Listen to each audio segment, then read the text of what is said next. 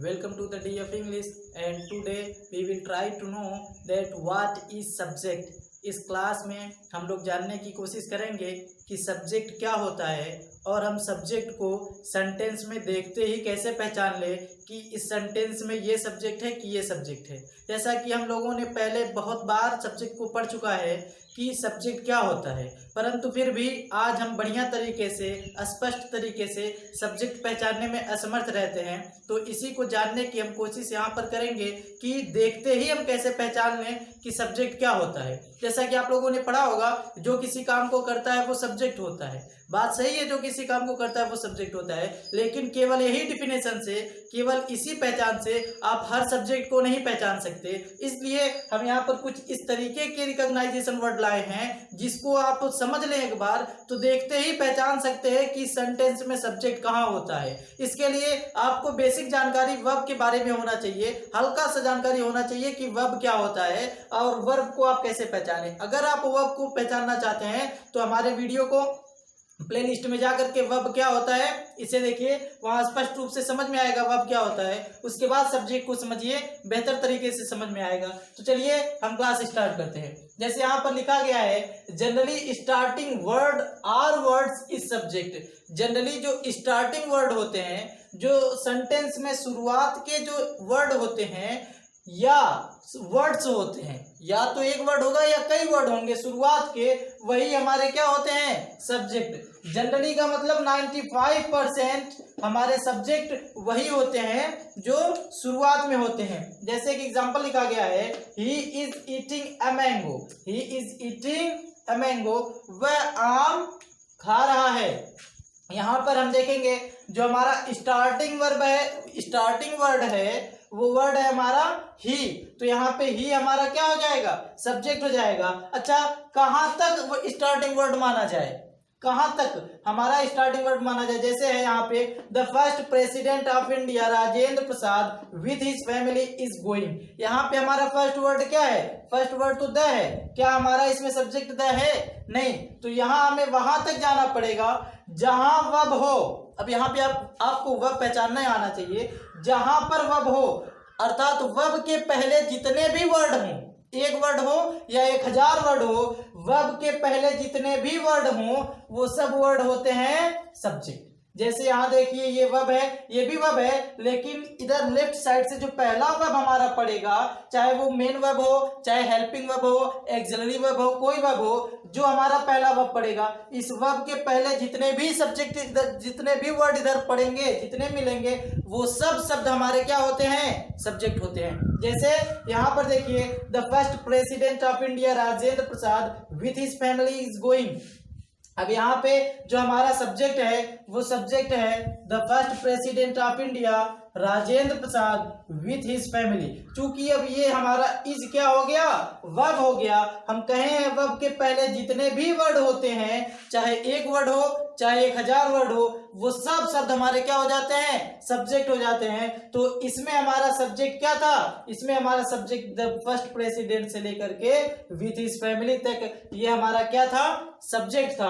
अब उम्मीद करते हैं आपको ये डिफिनेशन समझ में आया होगा। इस तरीके से हजारों वर्ड। यहाँ पे गौर करने की और बात है, जो हमारा ये पहला वर्ड आएगा या जो वर्ब के पहले वर्ड आएगा, ये कंपलसरी नहीं है कि उसमें जान होना चाहिए या वो डूअर होना चाहिए। अर्थात ये कंपलसरी नहीं है कि वो कोई काम कर रहा हो, काम नहीं भी कर सकता है, उसके अंदर जान नहीं भी हो सकती है। जैसे एग्जांपल के तौर पे समझ लीजिए, आम गिर गया। अब यहाँ पे एक सेंटेंस है, आम गिर गया, मैंगो इज फॉलिंग।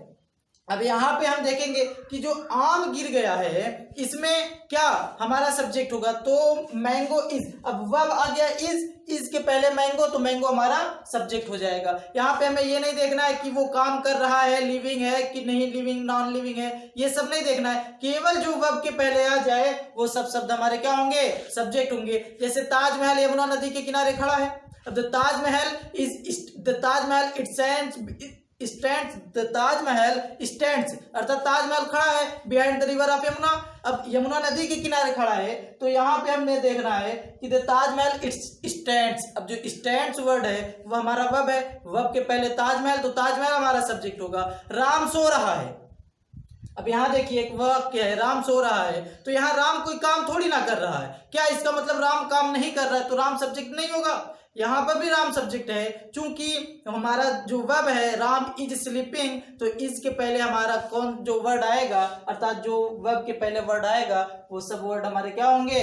सब्जेक्ट होंगे। उम्मीद करते हैं आपको ये समझ में आया होगा। 95% केस में यही हमारे 95 नहीं, आप मान के चलिए यही हमारा रूल 100 का 100% हर सब्जेक्ट में फॉलो होता है, हर सब्जेक्ट में लागू होता है कि कहाँ पर, चाहे वो पैसिव वॉइस हो, चाहे वो सेंटेंस हो, चाहे टेंस हो, कहीं भी एक सेंटेंस आ गया अगर, तो उसमें यही रूल फॉलो होता है कि उसमें सब्जेक्ट क्या है।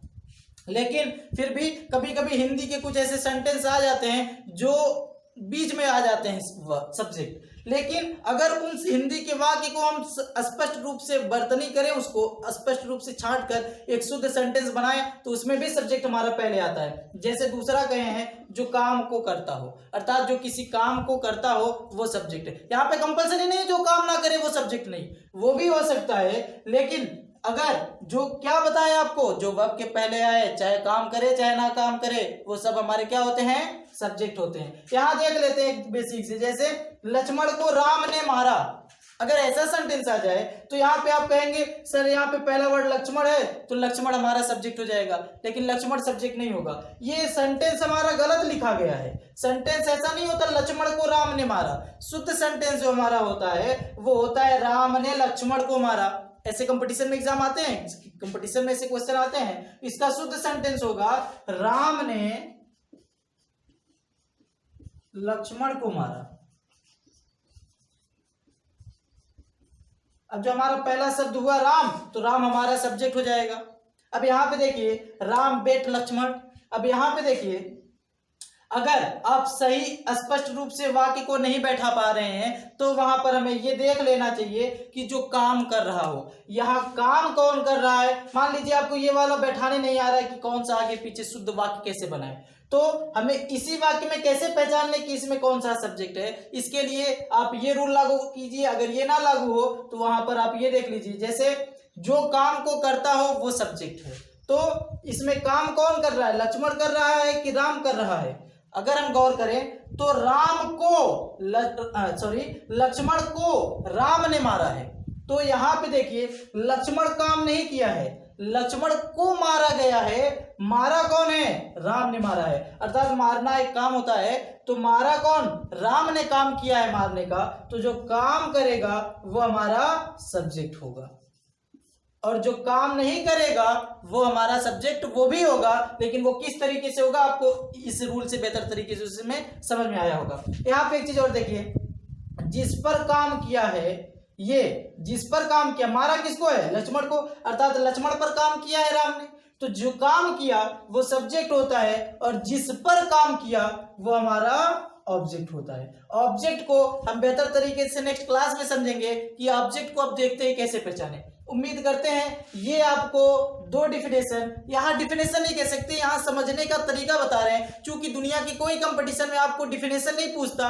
कि सब्जेक्ट का डिफिनेशन बताइए, लेकिन यहाँ हमें समझना है कि सब्जेक्ट को हम देखते ही कैसे पहचाने। अब ऐसे हजारों वर्ड आप अपने माइंड में लाइए और देखिए, उसमें आप सोचिए, इस रूल को फॉलो कीजिए, 100 का 100% ये रूल आपको उसमें फॉलो हो जाएगा। या तो ये रूल या तो ये रूल, जब ये ना फॉलो हो तो ये, और जब ये ना फॉलो हो तो ये, लेकिन 99% केस में, 95 से 99% में यही वाला रूल हमारा फॉलो होता है। उम्मीद करते हैं आपको ये क्लास समझ में आया होगा। इस तरीके से और भी वीडियो पाने के लिए हमारे चैनल को सब्सक्राइब करें और बेल आइकन को दबा दें, जिससे रोज आने वाले वीडियो का नोटिफिकेशन आपको बिल्कुल टाइम पर मिल जाए। जय हिंद, जय भारत।